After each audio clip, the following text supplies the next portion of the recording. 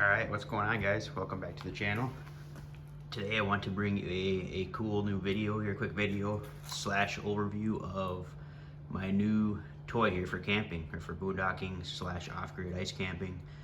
This is the new WEN 4800 inverter generator here. You can see the inverter generator, so clean power for electronics, quiet. It's the model 56477i. So this model, like I said, is, sorry, a little blurry there, is rated at 4,000 watts continuous, and the surge is 4,800 watts, spike or surge they call it. So this one here is the, like I said, the 4,800. You can see it's got the feature here. It's got the typical 120 dual outlets here, as well as all your circuit breaker resets here, 12 volt DC, the USB outlets here. This is the eco mode switch. Remember what this reset is. I think if it over trips, you can reset it here. You know, it goes into like limp mode or safe mode, you can reset that. Like I said, 30 amp here for RV or camping. That's the big bonus here of what I'm looking for and why I got this one. And then your parallel option here, if you want to piggyback this or run this in parallel with another unit of the same size to double the power. So you'll see here next to it, I have the 2350 WEN. I'm a big fan of WENs. I've had this one here for almost 4 years now, probably between 1,500 to 2,000 hours. I use this for ice camping and power outages, so this thing gets ran quite frequently. However, being the 2350, it kind of lacks in some capabilities here for power. So you can see I upgraded to the big one here, but you'll see me reference this one just because I have a lot of experience with it. Like I said, I love the WEN brand. Dollar for dollar, bang for buck. You can't beat how quiet they are. You can't beat how light they are and fuel efficient they are. And just overall really good feature pack inverter generators for the money.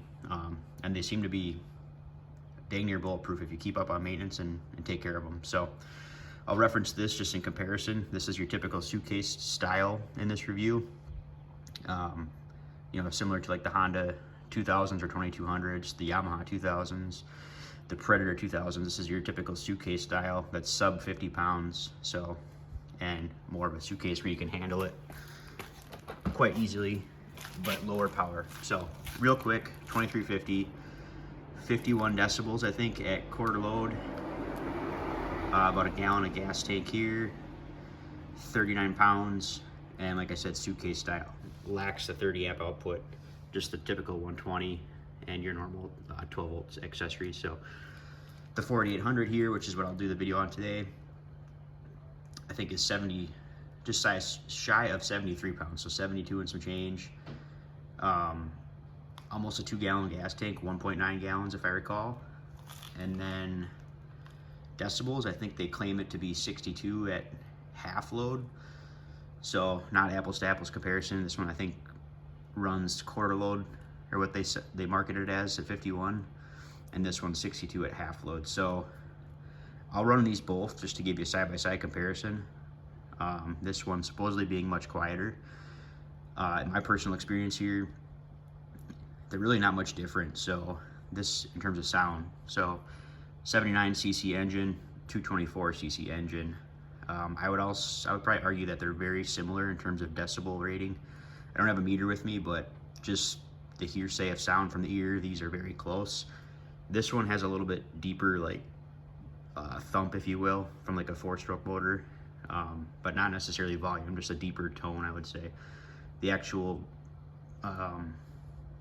intensity, or how high the volume of it is, I would say are very, very similar, especially at quarter load or even no load. I'll show the eco mode here to show you how quiet it is. So features, I walk through what it offers for features. The nice thing here is it kind of has these weather guard covers here for all the circuit breaker resets, even on the eco mode. So everything's capped off, and then your 120 outlets, they all have these weatherproof covers or caps, which is really nice just to keep rain, humidity, dust, etc., that kind of thing off. So really good features here. I should preface or start back and say this is the pull start model only. So you can see pull start and gas only. So they offer this in, I believe, electric start as well as dual fuel, so propane as well as gas. I opted for the simplicity with just pull start and gasoline only. That's kind of how I run mine. So yeah, I just wanted to show you here size wise too. This is not entirely bigger, you know, it's a little bit wider, not much, and a little bit taller.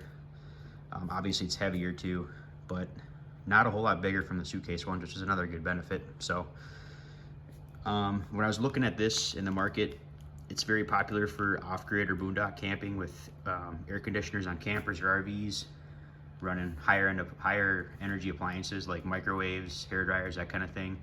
And then these are also become really popular for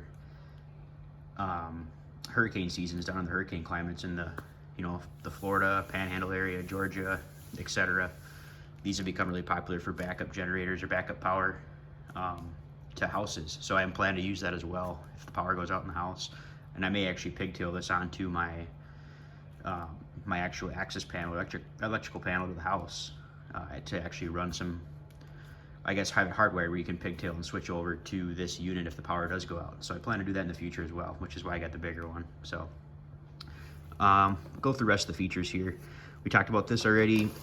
This has a nice suitcase handle here, so even though it's heavier, 73 pounds, it's got a nice handle here that's aluminum, and it lifts it up really nice, so it makes, with the actually pretty high quality roller wheels here,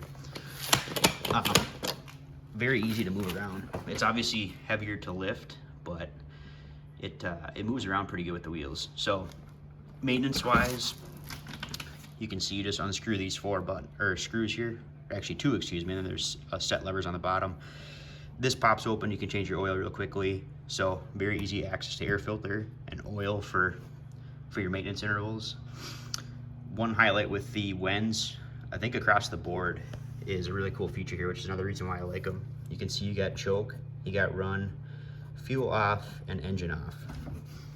So here on the 2350 as well, you have on, fuel off, and then completely off. So what this option does here is it actually bleeds the choke. So if you switch it over to just fuel off, this will run for a period of time, a minute, 30 seconds, whatever, to actually bleed your carburetor dry. So it's awesome where you don't get gummy carbs on these units compared to some of the other models that do.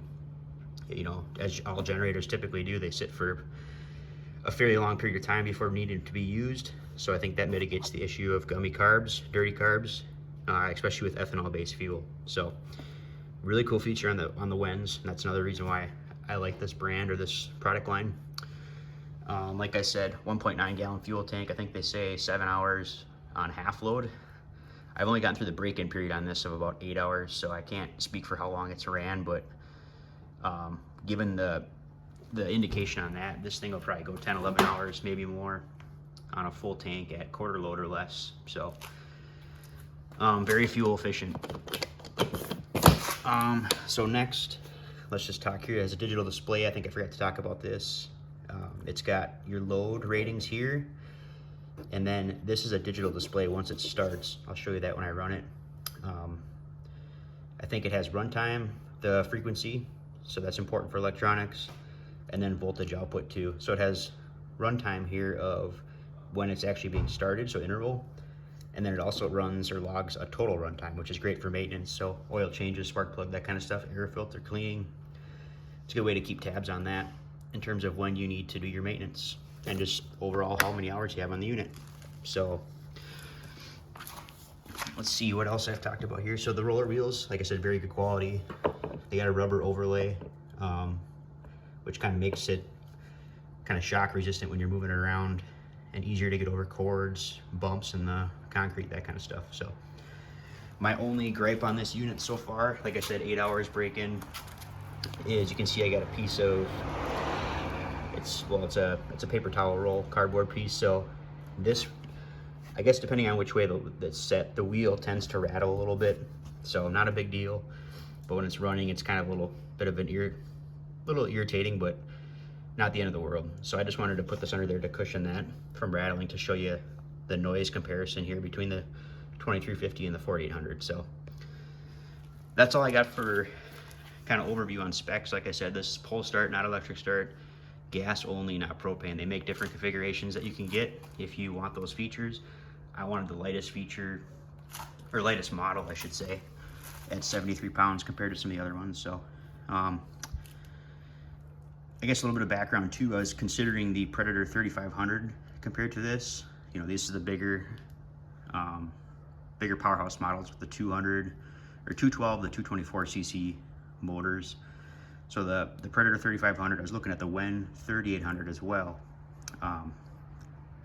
and the WEN 4500 actually, for that matter. But the weight of those things were significantly more, between 30 and 40 pounds more actually. So 73 pounds here.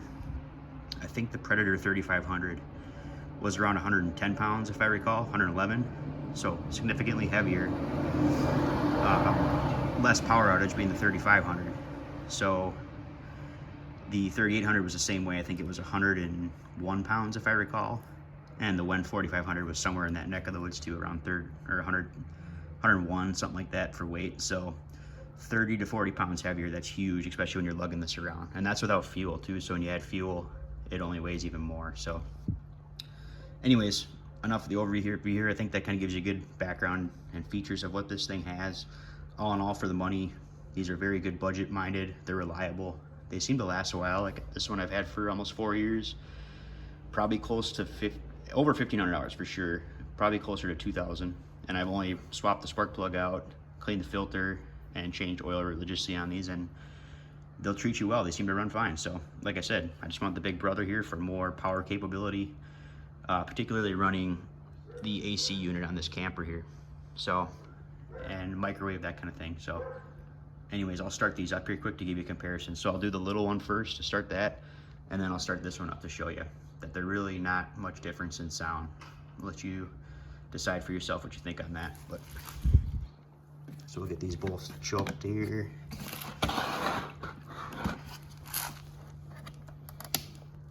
And these will both, I'll start on off of eco mode, and then I'll turn them on to eco mode just to show you how much quieter they get on eco mode. So here's the 2350 to start.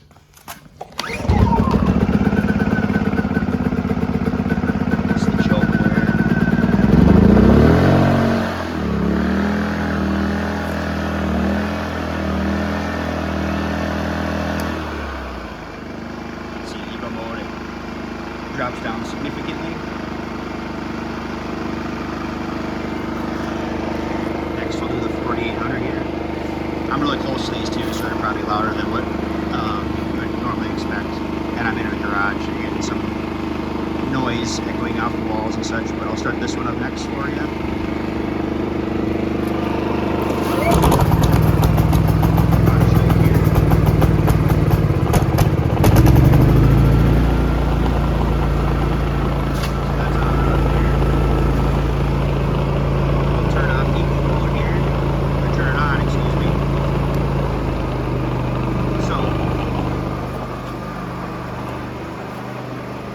Stepping back here, you can see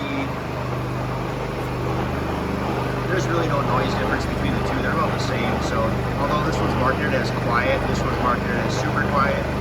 You know, 51 decibels versus 62. One's being compared at quarter low. This one's half low, I believe. So again, I can notice a little more deeper thump for volume, being a bigger motor in this one. But you know, volume-wise, it's really not much louder. So especially on eco mode.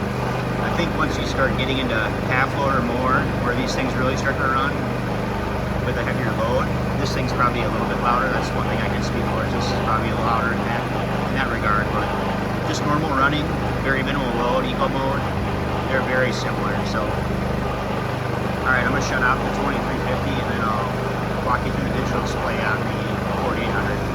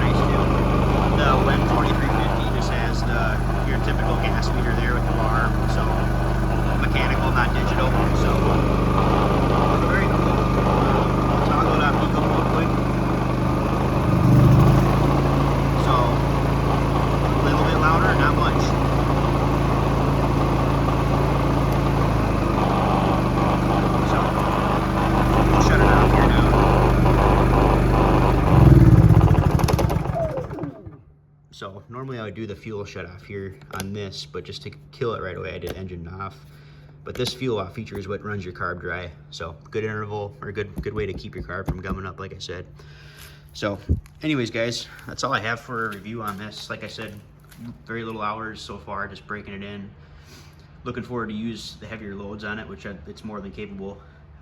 During break-in, I ran a coffee maker, a heat gun, which is like 1600 watts, but I didn't go full bore yet, as the manual states that. So when you break this in, follow your owner's manual for break-in. I know there's some other guys that have different preferences on how they do that, but I just followed the manual on this one, and I did the same thing for this, and you know, probably close to 2,000 hours, like I said. Over almost 4 years of use on this, no problems. So that break-in period seems to work. If you have any questions, just let me know. You know, I covered a fair amount on the overview of the features here, but if you have any questions on how it runs, capability, features, etc., just drop comments in the video section below, and I'd be happy to answer them and help you out if you're in the market for a generator. So thanks for watching, guys.